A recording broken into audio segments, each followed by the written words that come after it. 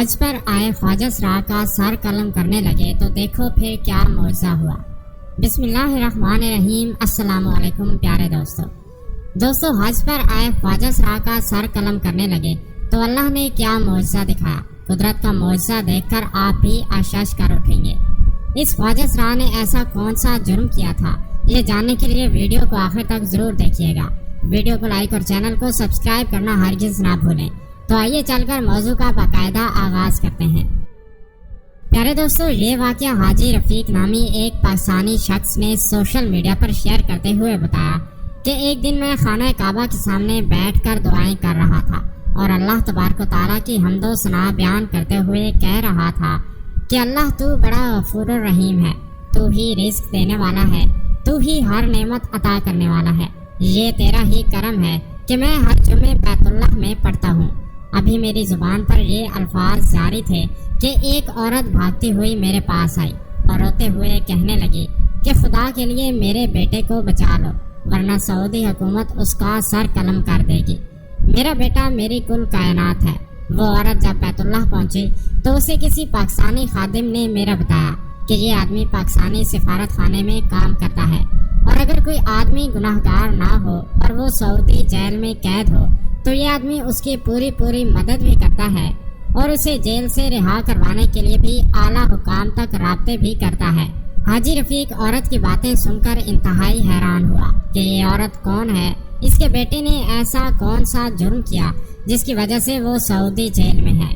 حاجی رفیق نہ صرف پاکستانی تھا بلکہ بہت رحم دل تھا اور اس نے 7 سے زیادہ حج ادا کر رکھے تھے اور اس سال بھی حج کی خواہش رکھتا تھا۔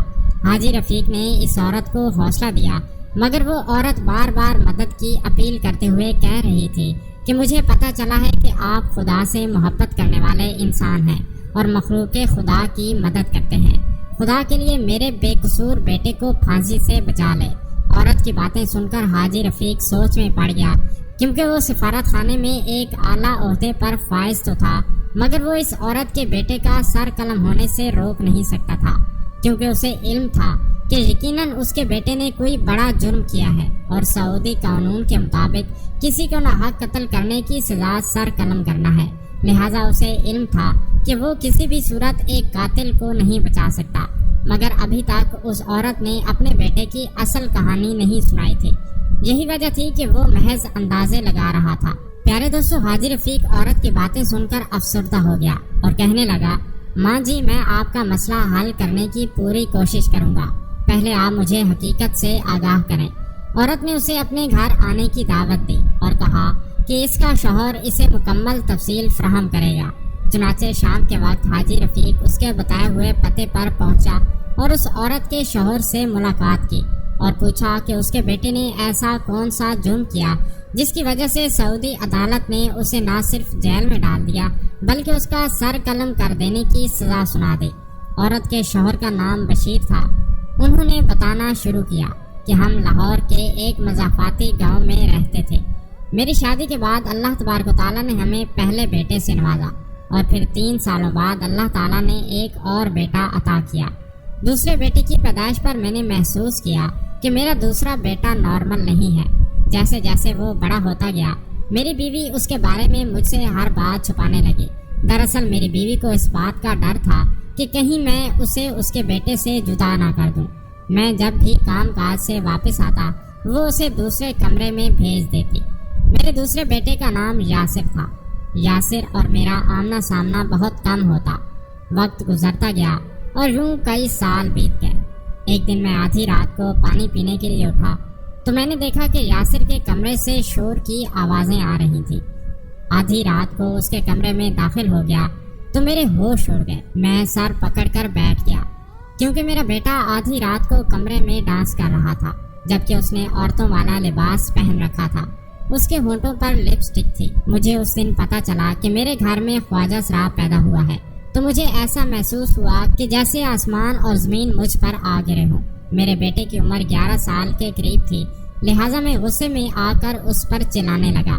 اتنے میں اس کی ماں دوڑی میرے پاس آئی کہ تم میرے بیٹے کو کس وجہ سے تنگ کر رہے ہو؟ یہ بھی اللہ کی مخلوق ہے، اللہ تبارک و تعالیٰ نے ہی اسے بنایا ہے، لیکن میں غصے میں پاگل ہو چکا تھا اور بیٹے کی شکل و صورت بھی نہیں دیکھنا چاہتا تھا، لہٰذا میں نے اسے گھر سے نکل جانے کے لیے کہا۔ میری بیوی میری منت سماجت کرنے لگی، لیکن میں اپنی بیوی کی کوئی بھی بات سننے کو تیار نہ تھا۔ میں کسی بھی صورت خواجہ سرا کو اپنے گھر میں رکھنا نہیں چاہتا تھا، چنانچہ میں نے اپنے بیٹے کو گھر سے نکال دیا۔ میں یاسر کو اس وجہ سے گھر سے نکالا کہ کہیں یہ بڑا ہو کر میرے خاندان کی بدنامی کا باعث نہ بنے۔ جب یاسر گھر سے چلا گیا تو میری بیوی کئی دن تک زاروں کی طرح روتی رہی، رات میں سوتے ہوئے بھی اس کا نام لیتی، مگر وقت اپنی رفتار سے گزرتا رہا اور یاسر کو گھر سے گئے 12 سال کا عرصہ بیت گیا اور اللہ تعالیٰ نے ہمیں صبر بھی دے دیا۔ ہم یاسر کے بارے میں بالکل بھی بھول گئے اور دوسرے بیٹے کی شادی کر دی۔ مالی حالات خراب ہوئے تو بڑے بیٹے نے بھی منہ پھیر لیا اور ہم بے آسرا زندگی کے دن کاٹنے لگے۔ ایک دن یاسر کی جانب سے منی آرڈر ملا جس میں 60,000 روپے اور ایک خط تھا جس میں اس نے اپنی زندگی کی کہانی لکھی تھی، جسے پڑھ کر ہماری آنکھوں سے آنسو جاری ہو گئے۔ کچھ دن کے بعد یاسر کا فون آیا۔ وہ بتانے لگا کہ وہ اس وقت سعودی عرب میں موجود ہے اور ایک اچھی کمپنی میں جاب کرتا ہے اور وہ اگلے ہفتے ہمیں لینے پاکستان آئے گا۔ جب یاسر ہم سے ملنے پاکستان آیا تو وہ بالکل بدل چکا تھا۔ اس کے چہرے پر نہ صرف سنت رسول تھی بلکہ وہ 5 وقت کا نمازی بھی بن چکا تھا اور دیکھنے پر وہ بالکل نوجوان لڑکا معلوم ہوتا تھا۔ اس نے بتایا کہ وہ آپریشن کے ذریعے بالکل ٹھیک ہو چکا ہے۔ یہ سن کر ہم بہت خوش ہوئے۔ پھر یاسر ہمیں حج اور عمرے کے لیے سعودی عرب لے گیا۔ سعودی عرب میں اس نے دل کھول کر ہماری خدمت کی۔ ہم نے پہلی بار جب خانہ کعبہ کو دیکھا تو سب سے پہلے اللہ کا شکر ادا کیا اور پھر یاسر کو بہت سی دعائیں دی۔ پیارے دوستو، بشیر صاحب نے مزید بتایا کہ جس کمپنی میں ہمارا بیٹا کام کرتا تھا اس کے شیئرز دنیا کی بڑی بڑی کمپنیوں میں موجود ہیں۔ میرے بیٹے کی ترقی کو دیکھ کر اس کے دیگر ساتھی اس سے حسد کرنے لگے، چنانچہ انہوں نے میرے بیٹے کو جال میں پھنسانے کے لیے کمپنی کے CEO کو زہر دے دیا اور الزام میرے بیٹے پر عائد کر دیا کہ یہ کمپنی پر قبضہ کرنا چاہتا تھا، اسی وجہ سے اس نے باس کو قتل کر دیا۔ یوں اسے جیل ہوئی اور سزائے موت بھی سنا دی گئی۔ یہ سن کر حاجی رفیق بھی رونے لگا اور اس نے کیس دائر کر کے 3 مہینوں کے اندر بے قصور یاسر کو رہا کروا لیا اور اس سال یاسر اپنے والدین کے ساتھ حج بھی ادا کرے گا۔ جی تو دوستو، یہ تھا آج کا سچا واقعہ۔ یہ واقعہ جان کر آپ کو کیسا لگا کمنٹس کر کے ضرور بتائیے گا۔ ویڈیو اچھی لگی ہو تو اسے لائک کرتے ہوئے دیگر دوستوں سے شیئر کرنا ہرگز نہ بھولیں۔ آج کے لیے بس اتنا ہی، اگلی ویڈیو تک کے لیے اللہ نگہبان۔